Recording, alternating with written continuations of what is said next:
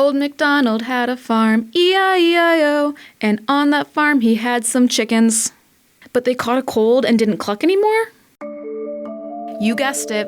Today we're going to talk about the avian flu, what it is, how it's affecting your trips to the grocery store, and how farmers can protect themselves and their flocks. But why are we talking about this?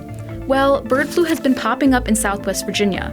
According to the Virginia Department of Wildlife Resources, there have been 14 cases of highly pathogenic avian influenza in wild vultures since July of 2025, the most recent case being in Rocky Mount. So what exactly is bird flu? It is very similar to the human influenza virus, but it affects avian species. And the problem that arises from that is our domestic poultry and other species seem to be a little bit more susceptible. H5 bird flu was first detected in the mid-90s in southern China. It then later moved through Africa, the Middle East, and Europe. But it didn't start ramping up until the 2010s when we found new subtypes of the virus, which spread worldwide. But the strain we're dealing with now, the original strain, H5N1, traveled through Canada and down to the US, where it was first confirmed in 2022. And the major concern there is once a flock is positive, there's a very, very high mortality rate. It's just very, very hard on domestic poultry. The virus has also been found in cattle, cats, and humans, but it mainly spreads when birds congregate in large numbers, most commonly among migratory waterfowl, like ducks and geese. And that's how it got here.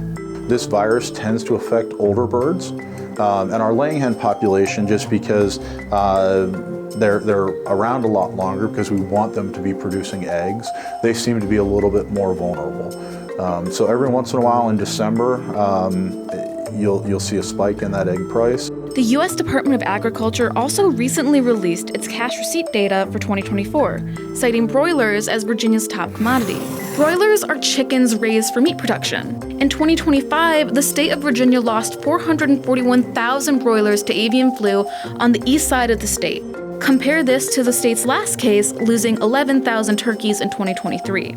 And that's not all. The second concern, this is similar to a flu virus and it can infect humans. Yes, there have been human cases and even some deaths in the US. But most cases were among people who work directly with animals and at the moment cannot spread from person to person. But among these growing risks, there are equally effective precautions you can take.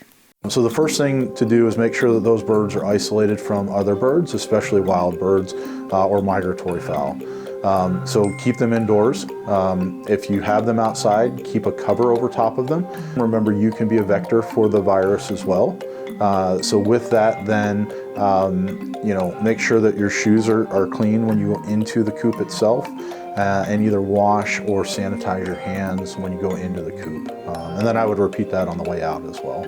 When we're talking about the vultures, is if there's more than 5 of them in a concentrated area, it's suggested to contact the wildlife department so that they can investigate and do some testing to see if that was a high path event. And this is all still ongoing. Just south of us, in North Carolina, there has been 1 confirmed case of bird flu among vultures and 3 on commercial sites since the new year.